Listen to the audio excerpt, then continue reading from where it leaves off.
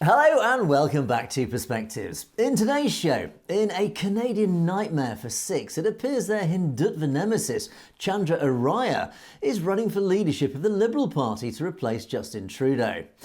We cover the shocking indictment of several Indians charged with a massive drug running operation into the US. Are there links to Adani, perhaps? And yet another shameful incident at a Punjab airport as security staff prevent a Sikh from boarding a plane with his Kirpan.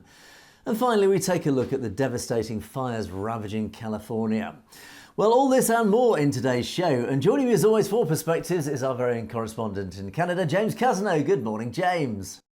Good morning, Angus. I hope you had a great weekend, and I hope our viewers had a great weekend as well. You had lots of time on your hands to send us comments, but don't forget, even during the week, we love to read them, so keep your great comments coming at us. Indeed we do. And James and I together will be bringing you our perspectives on the daily news affecting the Sikh community across the world.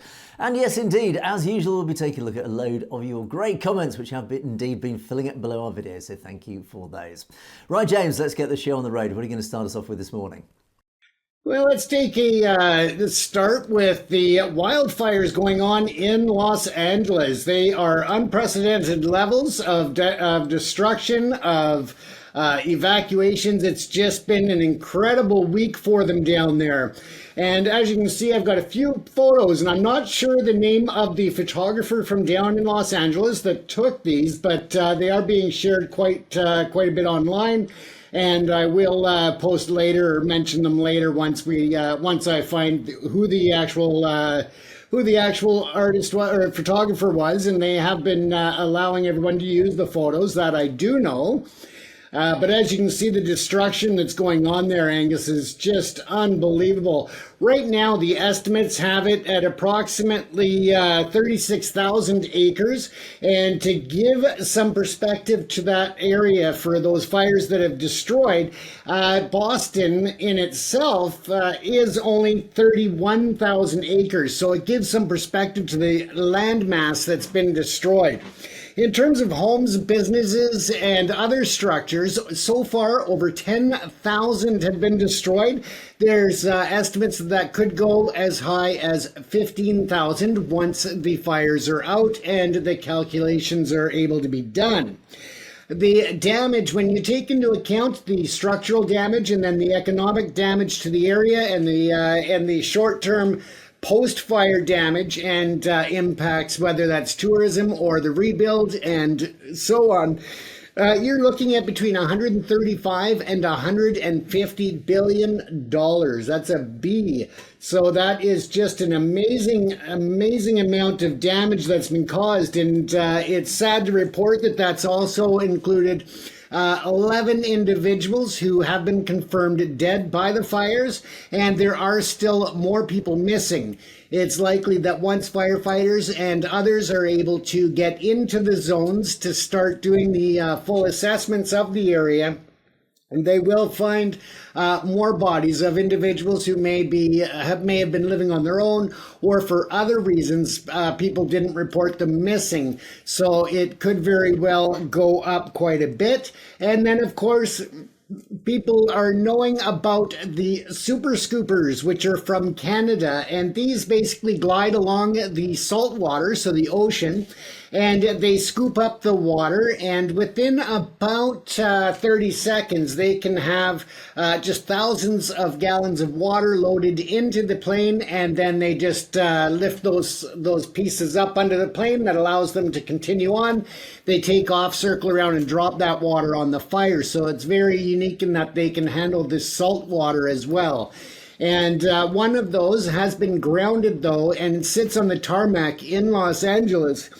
And what that was involving is one of about 15 different drones that have been in the area over the last week.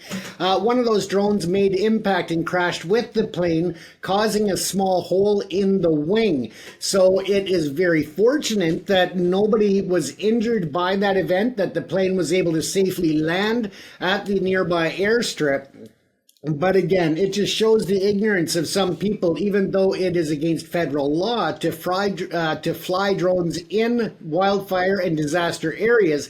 People continue to do it, whether it is to assess their home and see if their home is still standing from a distance, or whether or not it is social media and other individuals trying to get photos and video for their social media sites, for news sites and so forth, or even the LA Sheriff's Department and the LAPD were also concerned that some individuals may have been using drones to scope homes so that they could actually go in and do B&Es and loot from the victims who had been evacuated. So it's really sad to see that mentality going on.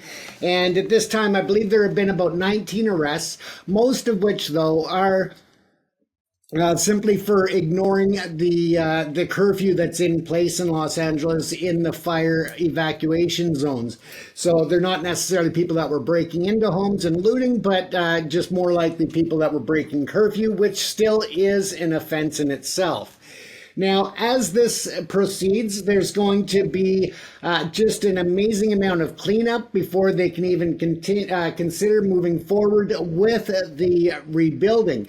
And let me tell you, there are towns in British Columbia, like such as Lytton, British Columbia, that burnt down right the whole town within 24 hours a couple of years back, is still a long way from rebuilding. So it just kind of gives you a context as to the timeline that this is going to cover. And you can see on the screen there, I went through a few photos, and the one at the bottom there is down in Malibu on the waterfront, and you can see homes were just leveled to the ground. Now, a lot of people online are stating that, too bad, so sad sort of idea. They're all celebrities and rich people. But in fact, the majority of the homes and the businesses are just regular working people. The businesses are small business owners who are just trying to make a living. And other homes belong to people who are just living like anybody else, paycheck to paycheck, in those areas. So they're not all rich. They're not all celebrities. It's just the news cycle tends to focus on the rich and the famous because it brings in viewers and gets people's attention to spread the word about what's going on down there, and to really try to, as I said, increase their viewers, whether it's online or through mainstream media, because that is how they make revenue. So again, for those people who are, saying too bad, so sad, they're not all rich. They're not all celebrities. They're not all multimillionaires. So I think that's really important to point out.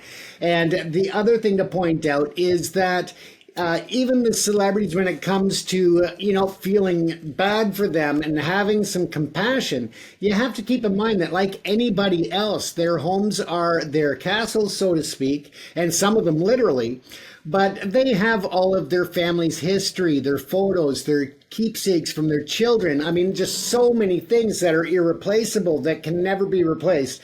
And it doesn't matter how much money or how much fame you have, that can never be replaced at any cost. So that's the other sad thing about it. Now, coming up on January the 27th at 7 p.m. Pacific, there's actually going to be two benefit shows, stand-up comedy shows that are going to be taking place in Vancouver, but they're going to be streamed around the world live. And I've actually been asked to come in and host the event, so I will be there hosting both of the shows, doing some stand-up, and then of course emceeing and introducing all of the other comedians. You can see that information on the screen there about the event. You can find out about tickets as well as the free streaming online, and you'll be able to get more information as it comes available. But again, I am honored to be standing up to help those in need and to do a small part from where I'm at. I lived in Los Angeles during the early 90s as a result of the Malibu wildfires, the Santa Monica mountain fires. I lost a lot from those. So I know that the suffering, I know that the stress and the anguish and the pain that people are going through down there. And it is not an easy thing to get through. So our thoughts and our prayers are with everyone in Los Angeles. And again, if you're looking for ways to help, there is the American Red Cross, there is the California Community Foundation, and of course, United Sikhs are down there and they are on the front lines helping as well. So a lot of different opportunities for you to assist those in need. And again, you can also check out the website on the page now. Crazy Apes Web Design is one of the event sponsors, and it's just crazyapeswebdesign.com/standup4LA. So of course that's a play on it being a stand-up comedy event to try to bring some levity to the people watching it on the news. Of course, it's not going to bring levity to those who have lost everything, but at least it is something to try and help and raise funds for those impacted by the fires. So with that, Angus, of course, you know, we are seeing lots of rain here in Vancouver, as you do a lot in London. And, you know, we don't have the season for wildfires right now, but it seems like LA, no matter what time of year, they are susceptible to it. Indeed, the films, the news articles that we see coming across the Atlantic from California are really shocking. It's the devastation is just horrific, and so many people's lives have been completely upturned. Of course, there is a focus on the celebrities who've lost their multi-million-pound homes, but of course there are many or just very ordinary people who've lost pretty much everything. It's very sobering when you read stories about people literally having just minutes to go around their house and just decide what is important in their lives, and they're rushing around to get photos and family heirlooms and things like that, just literally having to sort their lives out in a few minutes into what is important in their lives. Obviously a lot of controversy attached to this. I don't think there's any point in us going down that road, but of course there's always a blame game. Who was to blame? Clearly there's been a management failure. Management in terms of governance, has been a governance failure here, whether it's budgets or whether it's decision making or priorities or whatever, but clearly something's gone very wrong. But focusing on the positive aspects, not that there are many positive aspects of this horrific story, but there are positive aspects of this. There's a lot of charity work going on. A lot of very good people have stepped up as needed into this terrible catastrophe. And of course, at the forefront of that, as always, is the Sikh community. Of course, California does have a very large Sikh community, and they have really done themselves proud, as absolutely always. And every Sikh charitable organisation in the area has stepped up to the plate. They are offering help, and I'll take a couple of examples. Of course, Calcerade, the UK-based organisation, they do have representation out in California. They unsurprisingly have been straight out there offering aid. They say on their website, the Calcerade Southern California team visited several shelters and evacuation centres, delivering water, hygiene items, medication, non-perishable goods to those impacted by the fires. Teams are also collaborating with the centres to help organise and provide essential support in the form of water distribution. Moving forward, the team's committed to offering continuous assistance in the coming days to ensure ongoing relief for those affected. In the meantime, they are asking for donors and supporters from the US to please reach out to local shelters and ask them what resources they need and to donate where you can. Likewise, United Sikhs, another US-based organisation, they were actually approached by FEMA and the Red Cross to support the residents of Northern California who've been rendered homeless by these dreadful wildfires. And over the last 2 weekends, with the support of over 25 volunteers, they prepared and distributed 1,500 boxes of food, touching the lives of almost 750 people in San Jose, Mountain View, Los Gatos and Santa Cruz areas. The planning, labour and love that went into this initiative was uplifting and inspiring, as they say on their website. Absolutely. So, James, I think although an awfully catastrophic story, as always, it is the Sikh community who are stepping up and offering Seva, offering their selfless service and charitable works and good works to help those who have really suffered in this. So, well done to the local community on that one. Yeah, and that is always the thing, Angus, is that we see so much charity and so much compassion out of communities coming together. And the sad part is that it takes something like this to actually bring people together at this scale. So let's hope that it spills over beyond this, and people of Los Angeles are able to move forward with a bit tighter sense of community and care for each other, because we know that it's been a tough couple of years and people are struggling. and a part of that is, just really keeping to themselves. So this hopefully will bring the community together stronger and rebuild. LA's always been a resilient community, whether it was the riots, the fires, or anything. So let's hope that moves forward and is a good turn of events in the long term. But let's take a look here, Angus. Look, our old friend Chandra Arya is running for Prime Minister of Canada. Can you believe the nerve of this guy? And he is running to take over for Justin Trudeau as the leader of the Liberal Party. Now, should that happen, that would insert him automatically as the Prime Minister in the interim until the next election is called. And this is really fascinating to me because I really don't think that he has excuse the expression, but a hope in hell of winning this leadership race. But given the potential involvement of the India government and foreign interference, anything is possible. So, I think that there are several reasons that this won't happen. And first of all, he's not the most well-liked person across Canada. He comes across very arrogant, and over the weekend he was asked about his French speaking skills. Now in Canada, Quebec has a substantial power when it comes to the elections because of the number of people, the population there.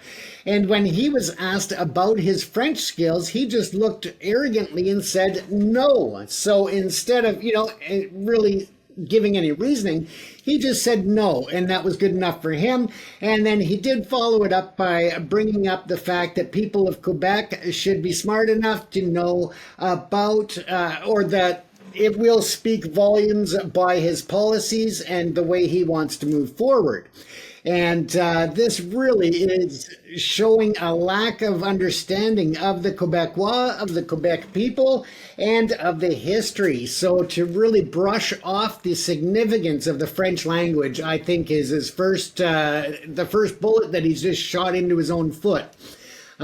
People just, it is essential not only in Quebec, but other parts of Eastern Canada and even parts of Ontario, the eastern parts that border Quebec. So the French language is a lot bigger of an issue than he is stating.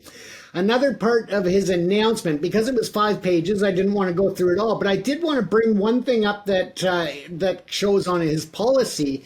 And he says we need to shift our mindset to emulate post-war economic development strategies of Germany and Japan. Additionally, we should adopt the tools and strategies employed by South Korea from the Korean War until the 1990s. We need to focus on self-reliance and new market exports. So to me, that is not going to ring well in Canada, number one, because most of the voting population is not going to be able to mentally associate or understand the complexities or the strategies of Germany and Japan post-war, or for that matter, South Korea and their strategies to move forward after the 1990s. It shows that he's not living in the current age. It actually makes people think that he is reverting back to old, tried, and in many ways failed methods, because if they would have been successful in terms of the impact and practicality in Canada, then they would have been, taken into fact many years ago. We're not looking to go back in time. We're looking forward. And I think that really just shows. There's a lot of other things that he has brought up, and I don't want to go into them in depth, but the one other thing is that he is talking about going into different aspects of economic growth and technology, but he also talks about molten salt and nuclear fission reactors. And I think that might scare off a hell of a lot of people too, because many parts of Canada are nuclear free zones, and that includes nuclear energy free. Ontario does use nuclear energy, but for the most part, in most provinces of Canada, they are very much against the nuclear option. So I think that really is going to play against him as well, Angus.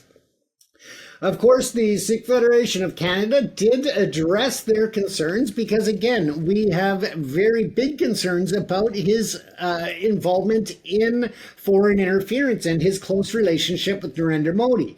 And the Sikh organization was quick, not only in terms of this one, but all Sikh organizations, for the most part, are standing together, standing firm and saying this is not an option for Canada. It would take us backwards. It would not do well in terms of foreign interference, the current investigations, the inquiries, and for Canadians who are demanding that the names of those involved in foreign interference are released. So, of course, this could be very, very important for the Sikh community should he be in the leadership race, even at the later stages, or if he should win it and to be put in as prime minister, I think is a very, very dangerous go, not only for Canada, but for the Liberal Party in itself. I think if they were to allow him any type of leadership role, because of the fact that he's already a backbencher, but I think that they would find that the country is going to be angry and pull right away. Of course, as I said, the Sikh Federation did address their issues. They brought them forward, and that has a lot to do with his close ties to Narendra Modi, which included his visit to India and his meetings with Modi after Justin Trudeau publicly called out Modi for his potential involvement in the assassination of Hardeep Singh Nijjar. And it was, he claimed that it was an unofficial visit, so not representative of the government of Canada on that visit. But it leaves you to wonder, what the hell was he doing there? What was he meeting with Modi for if it was not on government business? That should be a concern as well. And that's why the Canadian public need to demand that before the election, that the names of those involved in foreign interference that have been discovered so far are released, Angus. And there's just a whole can of worms being opened up by this potential leadership race that he is looking to win. I think, when this news came out, I think there must be many people across the Sikh community really just thinking, really, this is about the worst thing that could possibly happen. Clearly, I think there's an agenda at play here. I think, firstly, obviously, from his own personal ambitious agenda, he's a politician. He wants his hands on power. So, I think there will be a strong personal pressure from himself to push his career forward. So that's not surprising. But I think also there will be a big push from India here. Clearly, he is.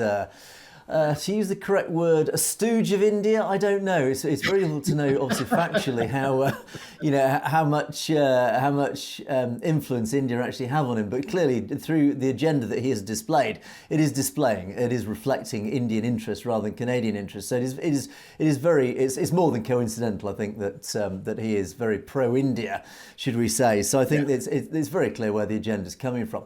So, but then we look at the practical aspects of this. Well, first and foremost, in reality, how much chance does he have of becoming leader of the Liberal Party? Well, as you said, James, if we go through what he's talked about, I mean, firstly, his complete rejection of so many cultural elements here that are so necessary to become a leader of a leader of the Liberal Party, leader of any party in Canada, or indeed any political party. The first golden rule is you don't alienate anybody within the electorate, because if you do, that's votes lost.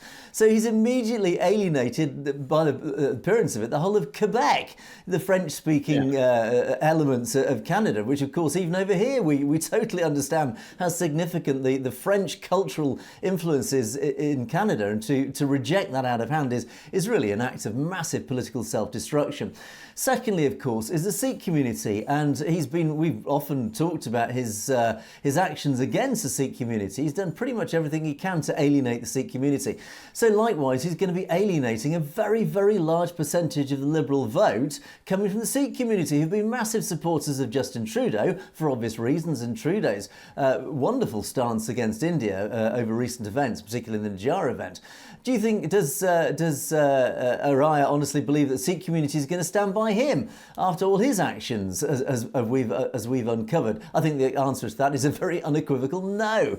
So already, I think those who hold the levers of power within the Liberal Party are going to be looking at Chandra Arya and thinking this guy is alienating a lot of our potential voting base. So I think internally, politically speaking, internally the party I think is going to reject his own ambitions. So I think it's unlikely. And even if he does, in reality, what does it mean? Well, if he does become Prime Minister before autumn, if there are elections in autumn, then it's going to be a very short-lived premiership. But having said that, if he does become leader of the party, which I think in itself is unlikely, it does mean that the potential leader of the opposition is then Chandra Arya. That is not good, because if we have a Conservative government, a very right-wing government who really are definitely not acting in the interests of the Sikh community, as it would appear, then we have also the leader of the opposition also not representing the Sikh community, which is a very unhealthy position to be in for the community, and in fact for any minorities across Canada. So yes, I think it is very beholden upon, I would say, certainly the Sikh community and certainly the minorities amongst Canada. And in fact, anybody liberal-minded person within Canada, I think it is a very bad place to be if Chandra Arya becomes leader of the Liberal Party. So, but if he does, I think it does open up all sorts of possibilities. Again, as I often say, James, I'm no expert on Canadian politics, but I think certainly from looking from outside, it's unhealthy to have somebody like Chandra Arya ahead of the Liberal Party, but it does open up more opportunities potentially for the NDP and Jagmeet Singh. I think there could be an awful swing of a lot of the voting base from the Liberal Party to the NDP, and I think that could only be anything but a bad thing. I think it would be a very good thing for Jagmeet Singh. So I think it would open up some very interesting opportunities and some very interesting, potentially very unpredictable goings on for the upcoming election, James. So I think this potentially could open up a very interesting field for the next election. Well, and as you say, I mean, the bright side for the NDP and the Conservative is that if he was to win the Liberal race and be appointed leader, that would push even more voters towards the other parties, I think. His confidence, his arrogance, and his lack of actual commanding any type of audience when he's speaking is just not there. So I don't think it's a real threat to anybody for him to actually win. I don't even think we'll see him get far in the race, Angus. Indeed. Well, we can but keep our fingers crossed. Anyway, okay, James, let's move on and to my first story. This is a big story, actually, that came out over the weekend in the United States. And we've often talked about Donald Trump and his tariffs. Well, there are two driving forces behind his tariffs, as is stated publicly. The first, of course, is the immigration issue. He's desperate to close the borders into the US. So he's imposed is proposing to impose massive tariffs against both Canada and Mexico to try and pressure both sides to reducing the immigration problem.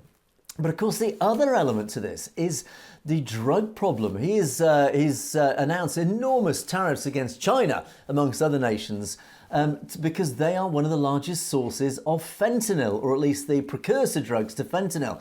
So he's come out public and said, look, I will install massive tariffs against China, which will impact China massively, unless they do something about this fentanyl problem, this opioid problem.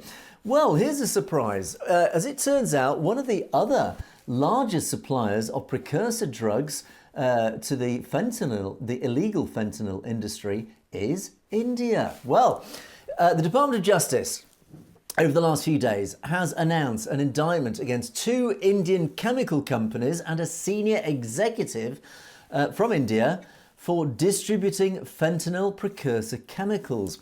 So the defendants, as the Department of Justice and the US Attorney's Office came out in a press release over the last few days, they have said that at the federal courthouse in Brooklyn, two indictments were unsealed charging India-based companies Raksuta Chemicals and Athos Chemicals Pvt Limited, and Bhavesh Lathia, a founder and senior executive of Raksuta Chemicals, with criminal conspiracies to distribute and import fentanyl precursor chemicals to the United States.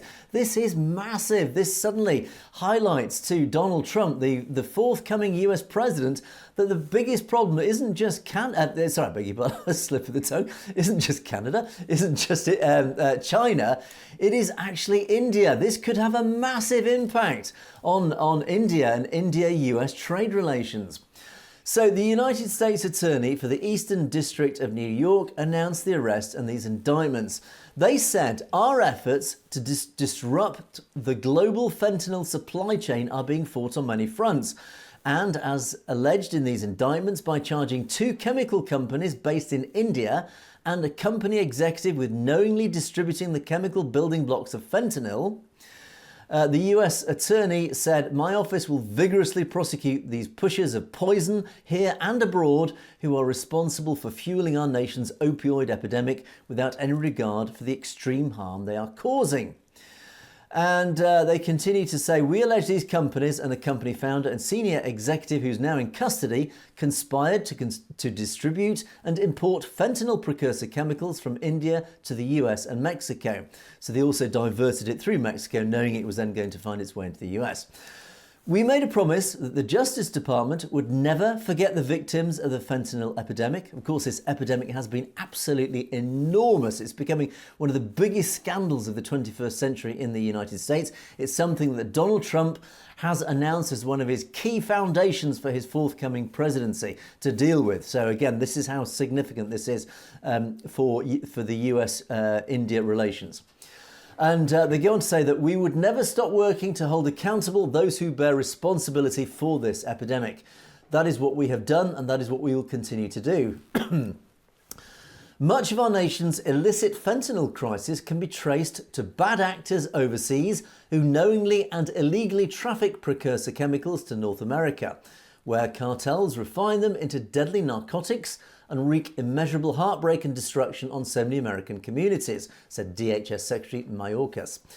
The Department of Homeland Security, alongside our federal partners, will continue to take the fight against fentanyl directly to alleged foreign precursor chemical exporters, like the companies and the individual indicted today. They're going to take the war to India. They are not just tackling it as it comes into the United States. They're going to take this war overseas. It looks like that they're going to be quite proactive in this. They are going to take positive, proactive action against the nations that are helping or at least facilitating these drug runners. So India, you better watch out. The sights are now going to be on India.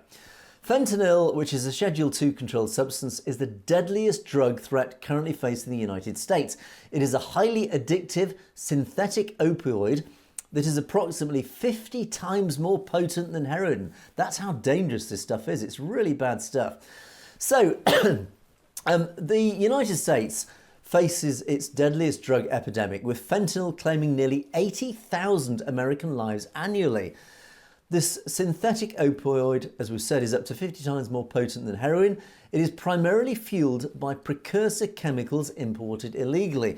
So they realise, the US drug enforcement agencies realise that to stop this fentanyl epidemic, they've got to get to the root. They've got to get to the source problem of this. The source problem is, of course, what they call these precursor chemicals.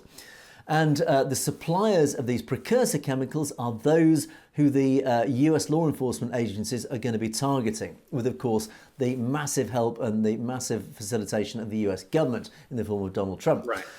International criminal networks, companies like Raksuta Chemicals, based in India, play a critical role in this crisis. They manufacture and supply fentanyl precursors, often mislabeling shipments to evade detection. So there's a very clear criminal intent here. These chemicals are trafficked through Mexico to cartels, fueling the US drug epidemic. So Bhavesh Lathia, he's a leader of Raksuta Chemicals, has been charged with conspiracy, smuggling and introducing misbranded drugs into commerce. The operation involved disguising chemicals as everyday vitamins like vitamin C to bypass US customs. So this represents a very, very big story, because these criminal networks exploit legal loopholes very deliberately, and it is designed to erode the safety and well-being of neighbourhoods and, of course, the young generation particularly. Actually, I say the young generation, it's the middle-aged people who also, as it turns out, I read regularly, it's the middle-aged society, the middle-class, middle-aged society, those who you would not normally associate with drug problems. They are the demographic that are being particularly hit by this massive fentanyl problem. And the crisis exacerbates vulnerabilities, especially, of course, in immigrant communities, undermining the values of safety, service and equality that Sikh Americans particularly stand for. So, of course, the Sikh community stand up for everything that this represents. They're standing up against, obviously, everything that this represents. So this is why it's particularly relevant to the Sikh community, because the drug problem, as we've often reported in the Punjab, it's a massive evil that is often deliberately used, is deliberately weaponized to undermine a society. So it's interesting that India, and certainly Indian industry, potentially are behind at least an element of this fentanyl epidemic. And another interesting element to this story is that the US attorney who's been a large part of this is also the same US attorney who indicted Adani. Now, we've talked a lot about Adani, and it does raise questions whether there may be links, because of course Adani has massive industrial interests about ports and the freight transport, the importation and export market. He, of course, controls a massive element of the supply chain between India and potentially the US. So one wonders, has this been facilitated? Is there any link? I don't know. Who knows? But I'm sure the US attorney, who also was behind the indictment of Adani recently, one wonders if he's uncovered evidence linking maybe the billionaire interests of Adani to the importation of fentanyl precursors. We don't know. We can only speculate. But one wonders if there are links there. And we often talk about how the Indian billionaires are linked to the Indian government. And of course, we know the Indian government has an agenda to undermine its global competition. So one wonders if this is part of a deeper conspiracy going on. We don't want to delve into conspiracy theories, but of course all these things tend to be very linked. There are all these sort of networks between criminal enterprise, particularly large-scale organised crime, and third world governments particularly. But the way India's been going, the way that we know that, and we've often reported, the Indian government's connections to organised crime in the Middle East and across the Western nations to act as proxy killers for the transnational repression situation. One wonders if that links to organised crime extends into other areas. We don't know, we can only speculate, but I have no doubt that the US agencies will be digging very deep, and the US intelligence agencies will be digging deeper beneath these stories just to find out what criminal networks are going on, what their involvements are, and what links they will have to overseas governments. So, James, I think this is the proverbial can of worms, but it is a very, very big story, and I think the repercussions of this could be enormous as Trump enters the White House. If he identifies India as a nation acting very deliberately to undermine the US society through this dreadful epidemic of fentanyl, then I think India better watch out for itself. Absolutely, Angus, and I think that so far India has actually been quite quiet on the Trump front, I'll call it, in terms of him publicly calling out and threatening sanctions or duties and tariffs. So, I think they've been fortunate that way to avoid the wrath of the incoming administration that way. But at one point there, you had slipped up and said Canada instead, but you actually weren't far off, Angus. If you recall that we have had two major drug labs busted in Canada with potential India ties, and those actually, one of them in Alberta, just before Christmas that was busted, they said that they had enough meth and fentanyl and other things in that facility to keep the entirety of Canada high and actually to overdose the whole country of Canada. So it shows that, yeah, it is amazing the amount of fentanyl precursors that are getting into North America from other markets where they get broken down and manufactured into these other drugs. So it is scary, and of course we already know that there are questions about how Adani got to the top of the billionaires list so rapidly. His growth through potential corruption and bribery of the India government, his friendship and ties with the Modi personally and the Modi government. So yeah, there's a lot of questions to be asked there, and it wouldn't surprise me to see should there be a link to find between Adani and the drugs being, or the precursors getting out of the country there. Time will tell, a story that we will follow, but as I say, it could have massive impact on India-US relations when Trump takes power very shortly.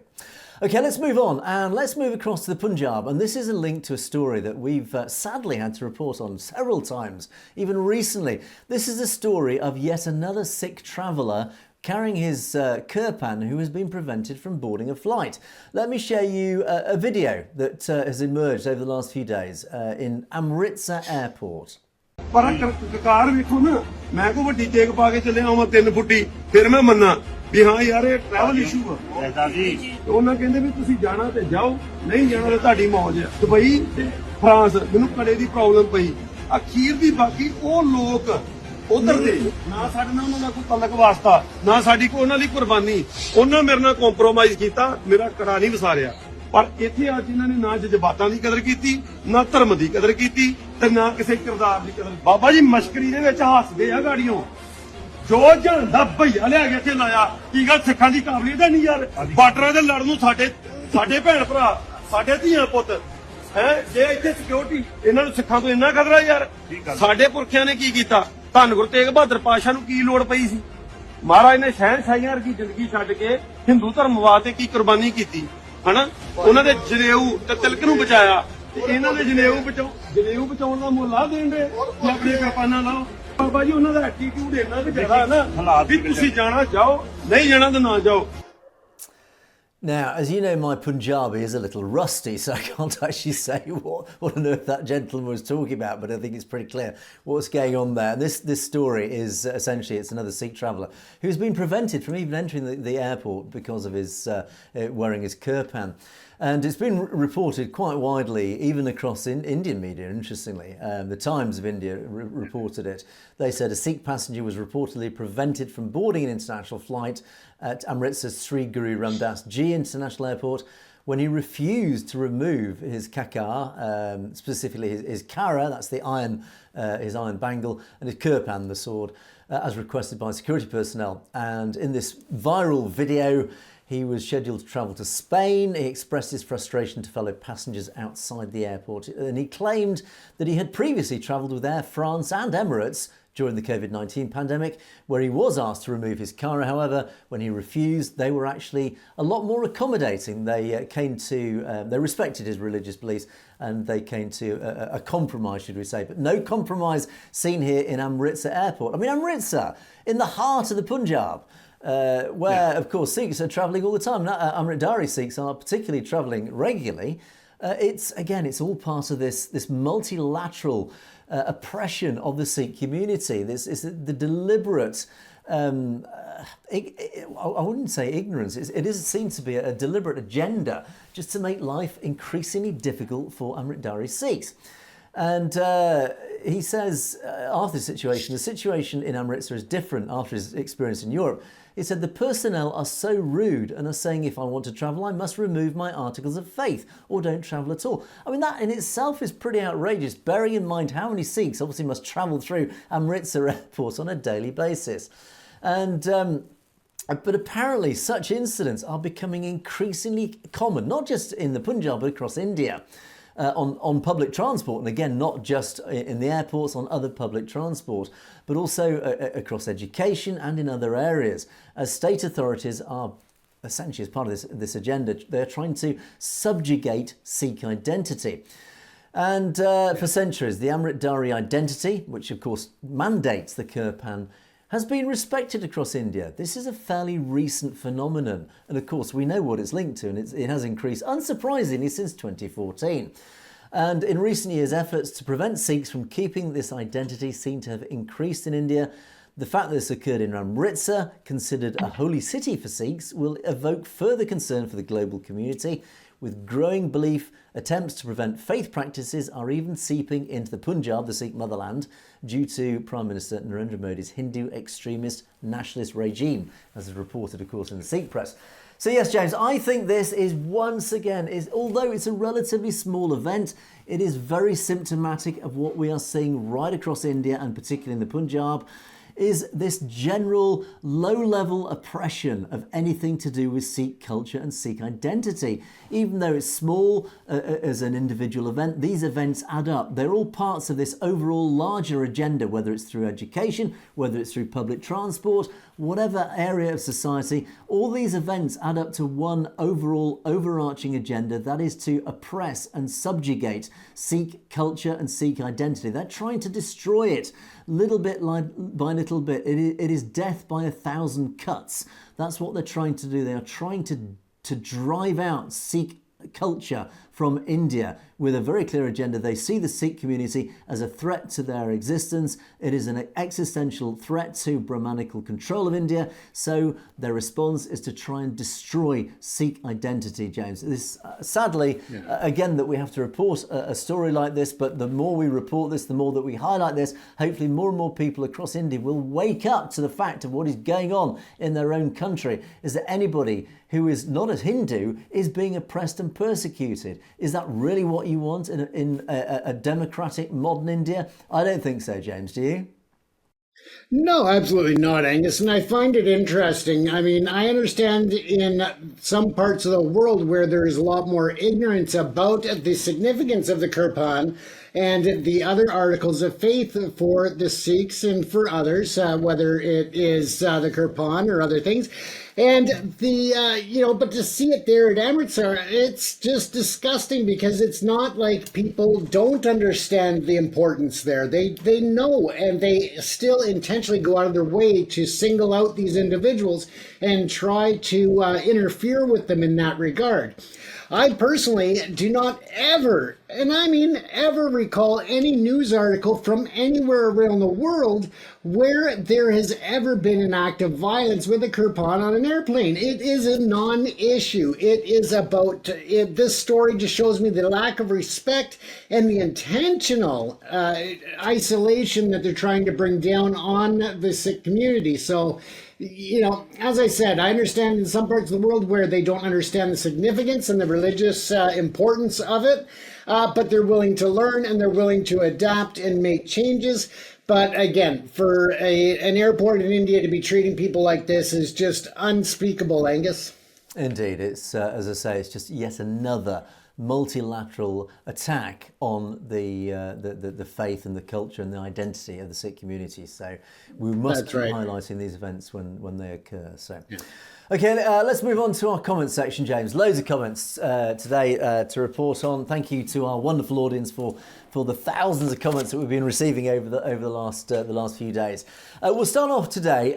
Yes, last Thursday I was in Birmingham. Do have a look at our video, or my video from last week when I reported on Deepa Singh, who was sentenced for under very questionable circumstances. Essentially, the whole story is about how the British establishment are oppressing and persecuting our very own community here in the UK. And of course, there was a lot of reaction to that video. A lot of people watched that video and loads of reaction, unsurprisingly.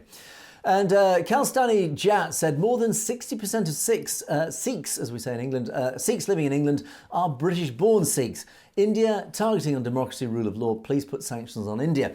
Well, yeah, I absolutely think we should, as a nation. The British nation certainly should put sanctions on India. Is it going to happen? Is it? Heck, there's no chance, because of this very reason that we are highlighting, sadly, is that unfortunately the British establishment is working in collusion with India to particularly attack and oppress our own native Sikh community. Why is that? Well, I asked, actually, when I was there in Birmingham last week, I asked many people, and there were a lot of very high-level, high-profile Sikh campaigners, Sikh activists, very important people from the British Sikh community were there on Thursday, and it was a very interesting, eye-opening exercise for me personally to talk to and have the opportunity to talk to many great people in the community that day. And thank you to all of those I did speak to. And I did ask many of them, look, why do you think the British establishment is so anti-Sikh community? Bearing in mind the massive contribution that the British Sikh community make to British society and have done since the 19th century. And it does appear, and I still find this almost unbelievable, but it does appear it's still, and everybody still seems to think it is all about money. It is all about trade deals. It doesn't seem to go any deeper than that. There is no great conspiracy, which I'm still convinced there must be, because it can't be as simple as that. But the community still believes it really is as simple as a trade deal. They think the British establishment are oppressing the Sikh community because they are under pressure from India and they want a trade deal with India, and that is why they are bowing down and doing India's bidding.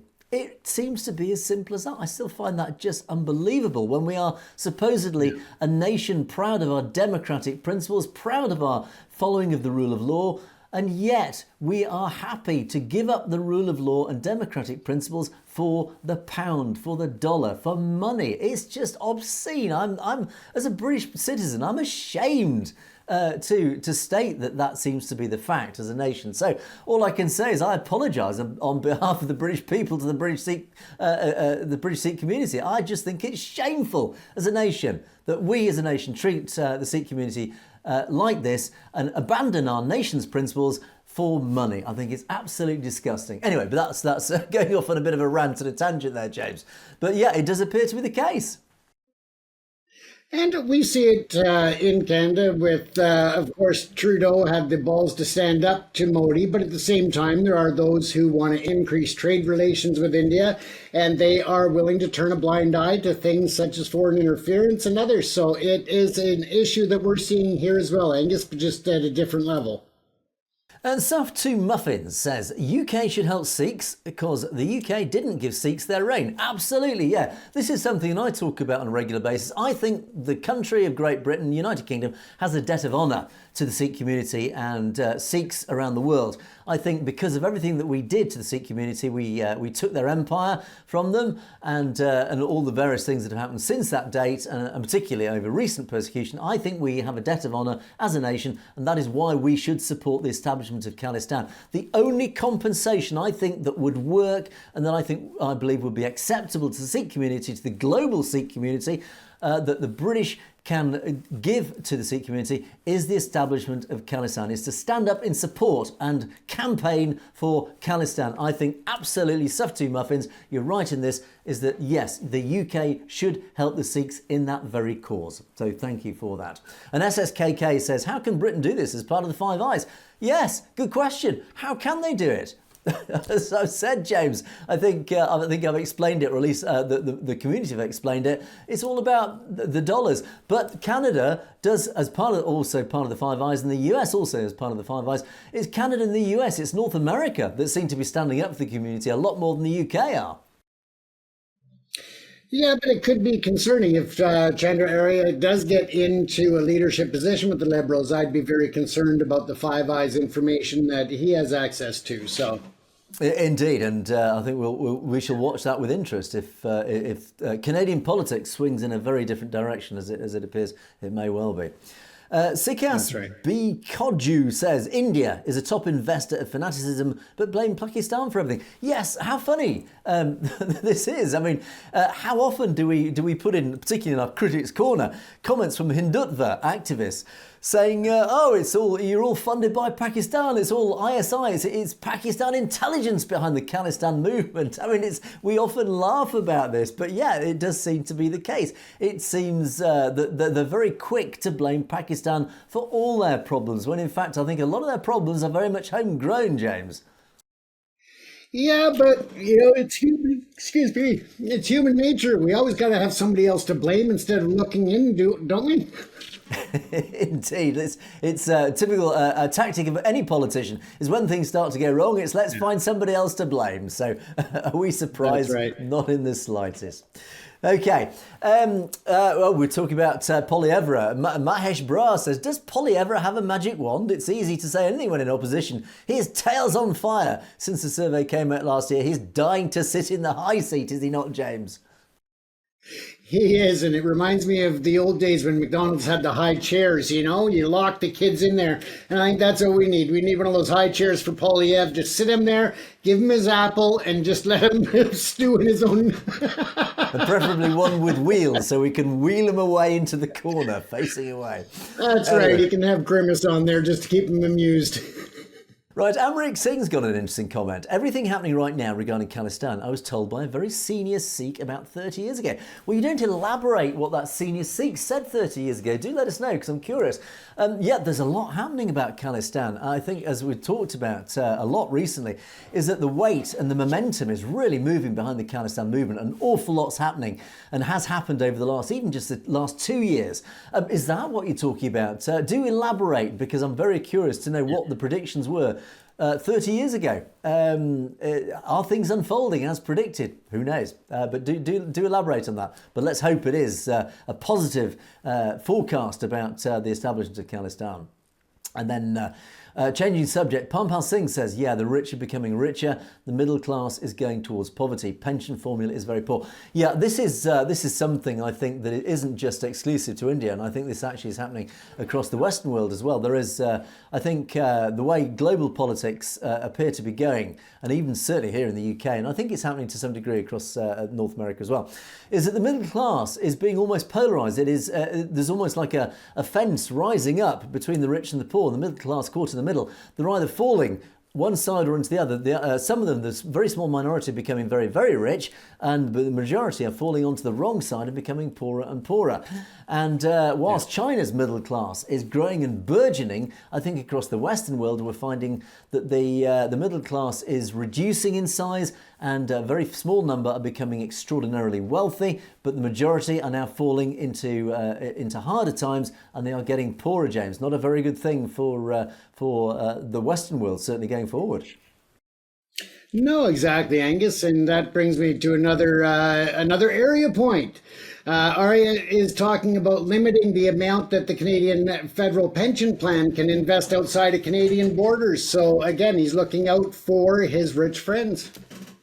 And what a surprise. And in fact, one point I meant to raise earlier and forgotten about this was clearly his understanding of economic affairs is not very good, let's be frank, because he was referring to let's get Canada on the same tracks as Germany and Japan were after the Second World War. Well, I mean, he obviously doesn't know his history, because there was what's called the Marshall Plan, where an equivalent of about $180 billion was poured in from the US into America, into Germany at the time to rebuild Germany.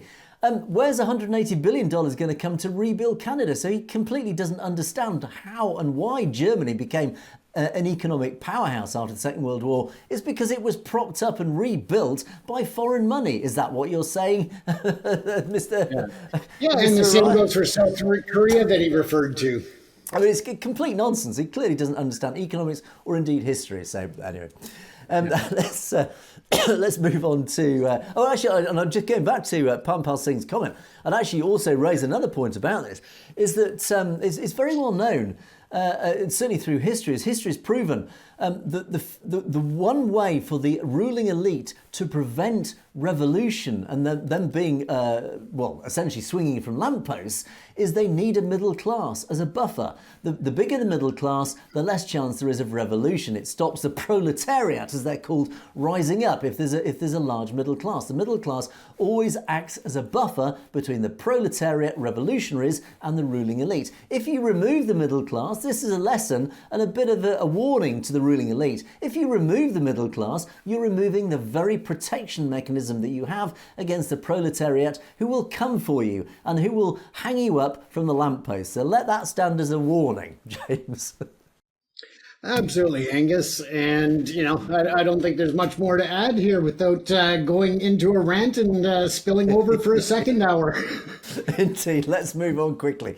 Pam Singh Nee says, hi, James and Angus. You're one of the best Sikh Khalistan channels. Well, thank you for that, Pam, because you guys bring the Khalistan movement in English with so much chadikala and facts to the generation like me and millions of others who have English as a first language. Khalistan Zindabad, indeed. Pam Kaur in Birmingham. Well, Pam, I don't know if you were there on Thursday. I don't know if if you could make it to support Deepa outside the Crown Court in Birmingham. If you were, you should have come up and said hello to me, Pam. It would have been wonderful to meet you. But thank you for your support, Pam. Do spread the word around. We're trying to build up our audience here in the UK, and as I say, many people came up to me on Thursday and introduced themselves and said they do enjoy the channel. So thank you to those wonderful people who did show their support on Thursday. And but as I said to them, do spread the word. Tell your colleagues, tell your friends, tell everybody around the community that we exist, because we are trying to spread the truth. We're trying to build up the audience, increase our audience so we can get our message out to a wider audience. So, but yes, thank you for that comment, Pam. Much appreciated, and thank you for your support here in the UK, in the Midlands. And Critics Corner moves on. Of course, we have a critic in the form of Shahid Bhagat Singh, who says Sikh Khalistanis should instead be worried about their young girls being groomed all across the UK by Pakistani Abdul grooming gangs instead of Khalistan, which they'll never get. This geezer, Angus Scott, hasn't said a word about grooming gangs either. Well, Shahid Bhagat Singh, let me correct you on that. On many accounts. First of all, grooming gangs is a massive problem. It has been perpetuated, yes, by an element of the Islamic community here in the UK. It is an absolute disgusting stain in society here in the UK. It is something that has been going on for a long time. And I will tell you something, Shahid Bhagat Singh. Sikh Khalistanis should be worried about their young girls being groomed. Well, it will obviously come as news to you. The first people here in the UK to highlight the grooming gangs problem were the Sikh community itself. And in fact, somebody actually said to me on Thursday in Birmingham, did you know, we talked a lot about these grooming gangs. It's a big story. One of the members of the Sikh community came up to me and said, do you know who the first community were to raise this issue to the British government? It was the Sikh community. Why? Because it was Sikh young girls that were targeted first. So excuse me for actually getting quite angry about this, because actually you are deeply, deeply wrong. It was the Sikh community who were the first people, the first community to raise this issue with the British government. They were ignored because they were a minority. They were a small minority in British society. And the British government obviously thought, it's not our problem. No, you can't be right. But indeed, it was the Sikh community who raised this very issue first. And it was then adopted by a wider audience. And why haven't I said a word about the grooming gangs? Actually, I've talked about the grooming gangs. You're clearly not a regular viewer of our show, because I have talked about the grooming gangs on a regular basis, and I will continue to talk about the grooming gangs. It is a disgusting stain in British society, and the reason it hasn't been tackled before is because the fear of racism. Again, a whole lot of different discussion, which we don't have time for now. So, unfortunately, I do take you to task on this comment. I think you're deeply ignorant with this comment. And then you go on to say, funny you should say that, considering Osama bin Laden was found in Pakistan, and so was Omar Abdullah. The entire world knows Khalistanis are something or other, so are Pakistani Abduls. And again, you're trying to link the Khalistan movement with Pakistan. Completely, utterly, fundamentally wrong. And thank you for your comment, but unfortunately you are so deeply and fundamentally wrong in every element of this comment that you put here. So I really can't say any more on that. James, I don't know if you've got anything on that. Well, I think that a part of it, Angus, is the misinformation that's coming out right now on the likes of Twitter. And that has a lot to do with Elon Musk targeting leadership in Germany, targeting Keir Starmer in the UK. And really, he's bought himself a president in the US, and now he's trying to put pressure and interfere with politics in the rest of the world. So he has recently put out a lot of tweets that have gained a massive amount of traction with misinformation about the grooming gangs in the UK. And I think that's going to be another issue that has to be dealt with. And it's going to cause a lot of unwarranted anger and hatred and division, because it is misinformation.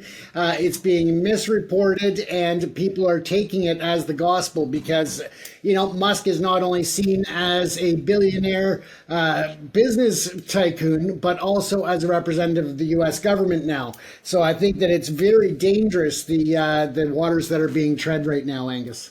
Indeed. And just to finish off this comment again, just just to come back to the grooming gangs, I think the Sikh community will be deeply offended by this comment because, as I said on Thursday, a lot of conversations with a lot of people in that community, and Deepa Singh himself has been massively active in trying to highlight the problem of the grooming gangs. They have been enormously active trying to combat this problem, trying to highlight this problem, a lot more so than even British law enforcement. So again, I think you clearly are not very averse to Sikh affairs here in the UK when you make that comment. So, but thank you anyway for your contribution.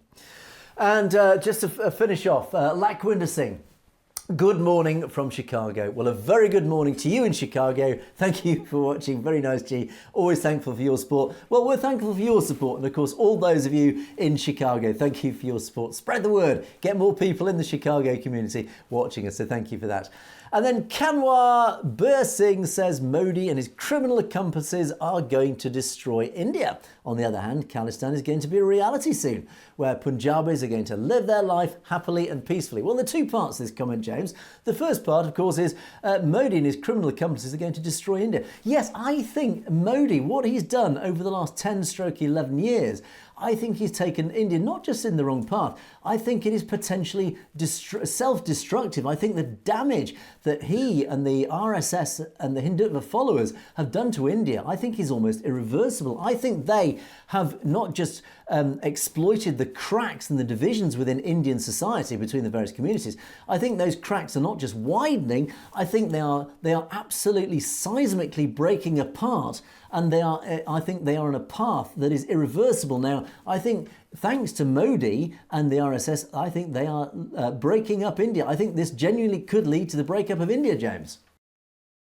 Absolutely, and I think that if things are handled properly once Modi's out of the way in terms of the political leadership, I think there's such a huge advantage and such a huge opportunity for the amazing people of India to come together to create their different states that are autonomous and sovereign, but at the same time, as I've said before, to have a trade pact and a unity kind of as you see in the European Union. Indeed, and of course, the first domino to fall, as we keep saying, is likely to be Khalistan. The Khalistan movement is growing massively. Right. It's got enormous support both outside in the diaspora, of course, as we proved through the referendum, but also domestically within the Punjab, despite Hindutva trying to spread a narrative otherwise. We do know for a fact that the Khalistan movement is enormously supported in the Punjab, as evidenced by the fact that 2 Lok Sabha MPs have been voted on a Khalistan ticket just in recent months. So we know, and of course by enormous record-breaking majorities. So the proof is there, the democratic proof is there, is that the Khalistan movement does have massive support within the Punjab itself. So it is very likely that Khalistan, as you rightly say, Kanwar, is going to be a reality soon, where Punjabis are indeed going to live their life happily and peacefully. And we look forward to that very day. And James and I, as we keep saying, will on the day that Khalistan is established, God willing, we will be there broadcasting perspectives from outside hopefully a cafe somewhere in whether it's Amritsar or wherever in Punjab. But certainly in the Khalistan sunshine, we will be broadcasting perspectives. But until that time, that is it for another day. Thanks so much for all your comments. Please don't forget to keep them coming in. Let us know your thoughts on any of the stories that we've covered. And of course, you can message us directly at message@satellitetv.com if there's anything you'd like to talk to us about that you don't want to put in the public domain. So thank you for watching. Thank you for all your comments. Thank you to all those who appeared on Thursday in support of Deepa Singh, and for many of those who came up to me, had a chat with me and showed your support and gave me your really interesting insights into many of the topics that we do cover on a regular basis here on Perspectives. But until next time, we will draw things to a close. It is a goodbye from me. It is a goodbye from James. Stay safe, everyone. You have, of course, been watching Perspectives. We will see you next time.